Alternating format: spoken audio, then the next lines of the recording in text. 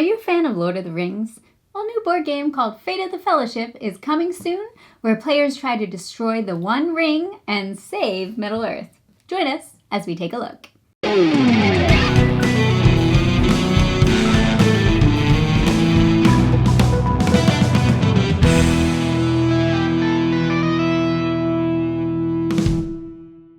Welcome to Tantrum House Studio D. I'm Melissa Delp. And I'm Kevin Delp. The Lord of the Rings Fate of the Fellowship is a cooperative action selection game for 1 to 5 players that takes about 1 to 2 hours to play. It's designed by Matt Leacock, renowned for creating Pandemic, and it's published by ZMan Games.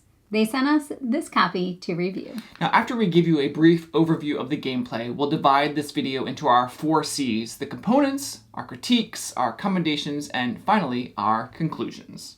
But first, a quick overview. Players take on the roles of characters from Tolkien's universe, each with unique abilities, working together to help Frodo and thwart the advancing shadow forces. If you're familiar with Pandemic, you'll see some similarities between that game and this new game. But Fate of the Fellowship has many differences, so it's not just a reskin of Pandemic. We'll explain a little bit more later in the video.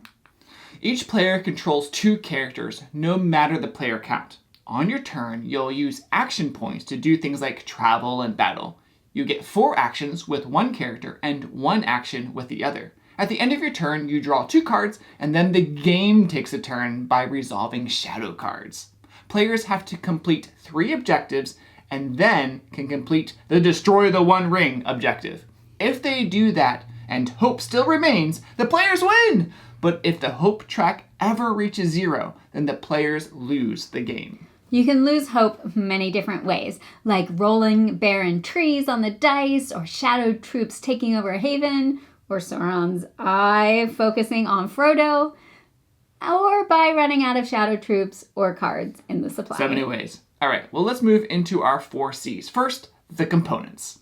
The game includes 13 character figures, 9 Nazgûl miniatures, a cardboard dice tower modeled after Barad-dûr, Sauron's dark fortress. The dice are cool. I like the engravings on them. The black dice are for rolling searches, and the clear dice are for battles. The armies are tiny wooden warriors, the good guys, blue, brown, gray, and green, and the bad guys are red. I wish they were a little bit bigger. They were just a little difficult to handle since they were so small. It also would have been nice, I think, if the friendly troops had been slightly different shapes for like the elves and the warriors of Gondor. I wonder if colorblind players will have any difficulties distinguishing the colors. The Nazgûl minis are fine, maybe a little top-heavy. They're easy to knock over. I like that they are different heights. It makes them look really cool on the game board. The wooden characters are screen printed. I like that they are different shapes and sizes, and they have pretty beautiful artwork on them. Although Boromir and Faramir are both different shades of blue, and I think we've accidentally moved the wrong one since they're so similar. So I like that this game has player aid cards. I'm a big fan of having something for players to look at, and these it's 2 cards, and they give all the actions, which is really helpful. And then on the backs of the cards, they tell you how to do the search rolls and the battle rolls. They even tell that if other players are present, what they can do to help. So I thought that was very helpful throughout the game to have those personal cards to be able to just walk through what happens. Agree. Let's move on to our critiques. So there are a lot of Lord of the Rings themed board games out there already. I mean, we have like a couple right there on the shelf. So I'm not sure this one has enough to stand out. Like, who is it really for? I mean, it has the Pandemic system, but there's a lot more going on in this game than just Pandemic. So you think it'll be maybe a step up for people who enjoy base Pandemic? Yeah, I mean, this actually has a little bit of a war game feel to it because you're moving armies around the board. There's so much movement with the different colors, and I don't know, I'm not saying it's a heavy war game. I'm just saying there's just a lot of stuff going on that's more than just Pandemic. It's Pandemic Plus, and I don't know if that's going to be... It's definitely not an entry level. No. I don't think I would start people with pandemic with this game. No.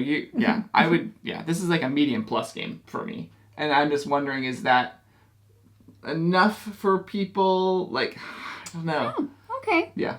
One of the things that can be a critique is restrictiveness in a game. So you have those two characters, 4 actions with one with the other, and you can get into situations where you can't actually use all of your actions, or there's not much profitable to do. I think you had that. Yeah, I definitely I've had turns where I couldn't actually take an action with, or maybe I did 2 of my 4 actions or something, and even the other player, just the way it worked out, like I couldn't spend the requirements to move, or there were no one to battle. I wasn't in a haven to prepare or do the things that I needed to, that, you could do.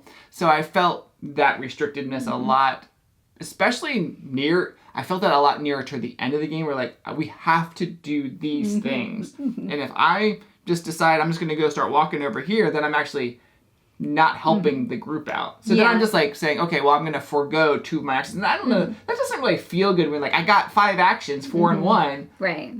Yeah, one of our games, a bunch of people went into Mordor with Frodo, but then there wasn't a lot to do, and it's very hard to get out of Mordor because there are costs to move out. So we did have several players who were like, oh, now there's nothing to do while we wait for Frodo's turn to come up. And anyway, I think another critique for this game is there's a little bit of downtime, especially with a 4 or 5 player count game.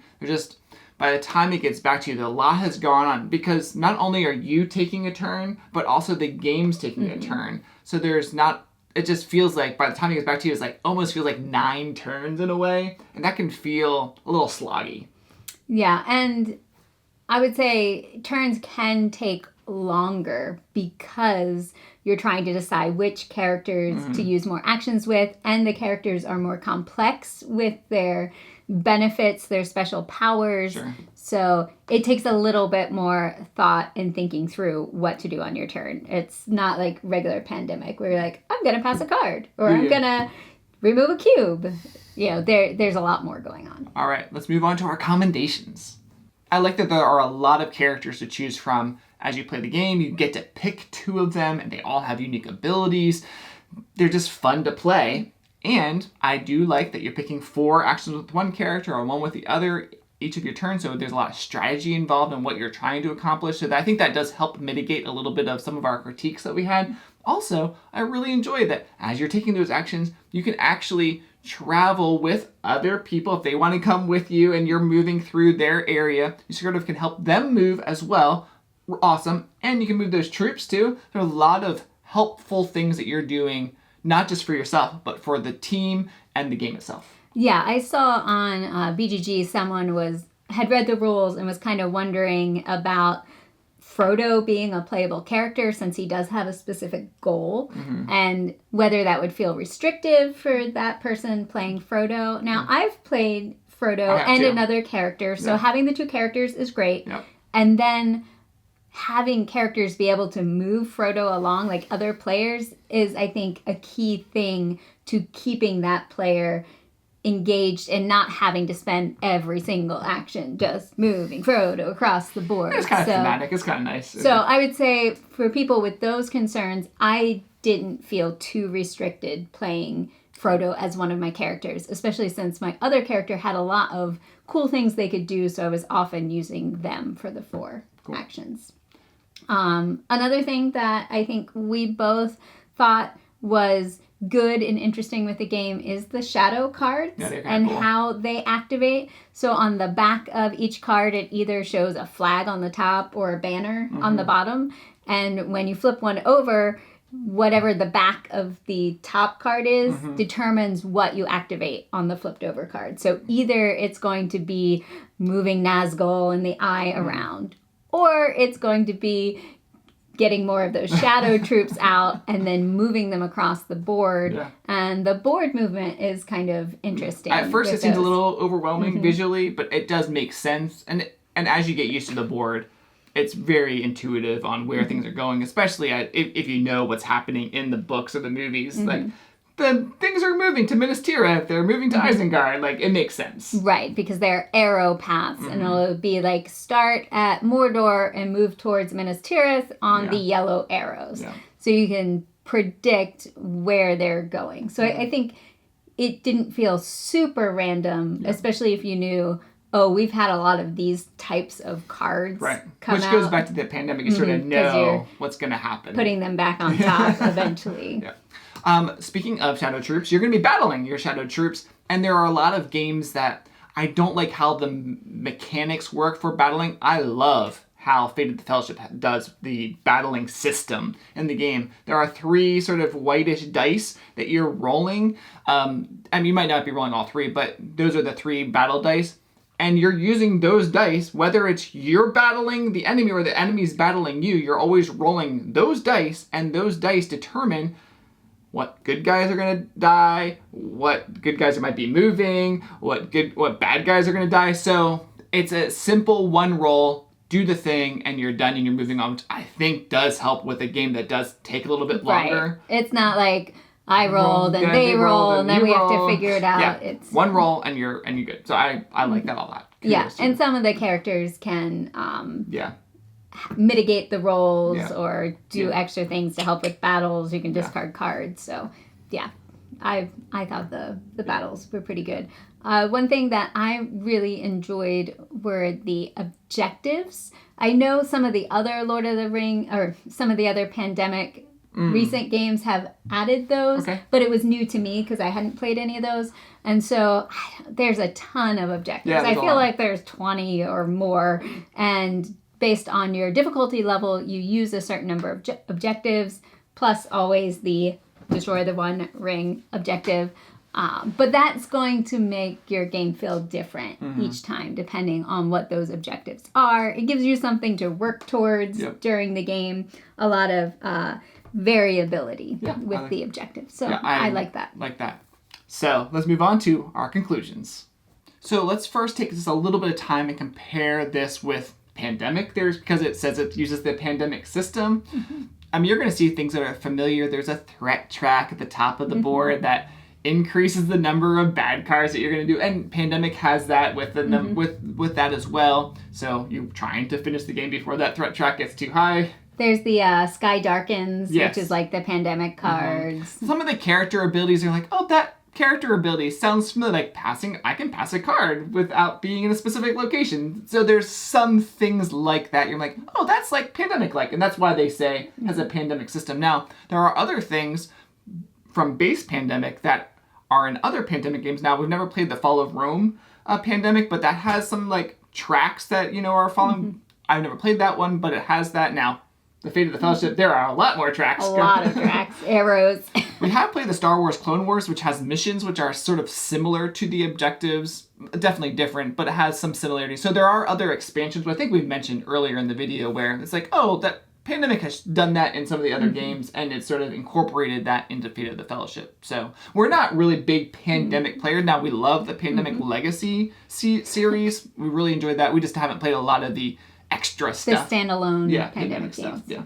Yeah. So I, without playing the others, I don't know where this one falls in the complexity. Oh, compared to the other, it's a good question. Like the Lich King one or the Star Wars Clone Wars, but definitely much more higher complexity than base Pandemic. Sure. I did think that the rulebook was laid out well. It was easy to follow, and I really love that the back of the rulebook has all of the icons. It has some helpful reminders. It even has some setup stuff on it. So great job on the rulebook and making it easy to follow. Now, I have played Pandemic in several types, so I had some knowledge of the game going in. So in our conclusion, my conclusion personally, I think I would like this best at a 2 or 3 player count. We don't really play solo games, so I'm not really going to ever play this solo. But 2 or 3 player, once it got to the 4 or 5 player count, it just not only took a long time for the gameplay, but also just waiting for your turn just took so long, which we mentioned in the critiques. I think that just detracts from me to ever wanting to pull. There's a lot of other 4-player or 5-player games that I'm going to be like, I'm going to play that. And when I compare this to other Lord of the Rings games, I like other Lord of the Rings games better. Like, we have the Journeys of Middle-earth over here. I would prefer playing that as a Lord of the Rings game. Or if I want something quick, I'm going to play the trick-taking game that came out earlier this year. So, like, to me, those are really amazing Lord of the Rings games. This one was good. I just don't know if I'm going to ever pull it out and play, because I'm like, oh, I want to play a Lord of the Rings game. I'm not going to think of this one. Maybe at 2 or 3 player, maybe not. That's sort of... Yeah, and again, we're not, like, super, like... pandemic is our favorite style of game to play. So I think that plays into it. I personally am a big Lord of the Rings fan. So is Kevin. Yep. So I enjoy... He's my bobblehead. Oh no, poor Frodo. Frodo's down. Where's Sam? So I definitely enjoy the theme of it. I think it is thematic with the gameplay and the characters and their abilities, so I enjoyed interacting with the world of Lord of the Rings. If I were going to play a pandemic game at 2 to 3 players, there you go. so very, very specific, this is the one that I would play, especially if I'm not looking for the legacy type of experience, because we did really enjoy those. But I do think if I want a Lord of the Rings experience at 2 to 3 players in about an hour. Because Lord of the Rings Journeys of Middle-earth, I'd actually rather play that with 4 or maybe 5 players. Right. And you have to, because it's a campaign game, it's a commitment. So if I was doing a one-off cooperative game that I wanted a little bit more than the trick-taking. If there was a pandemic legacy Lord of the Rings Fate of the Fellowship. Now that, I'd be in. So, if you like Lord of the Rings and you like Pandemic, then I think this is a good game, but not probably an entry level into the Pandemic system, because there's a lot more going on. There's a lot more complexity. So, if you've played other Lord of the Rings games, or other other Pandemic games, we'd love to hear which ones were your favorite in the comments below. That will help us sort of get an idea of what people enjoy, whether it's the Lord of the Rings or Pandemic, or at the intersection of those two. It'd be interesting to hear what those are. So, and as always, please like this video, subscribe to our channel, and check back soon for more videos from Tantrum House.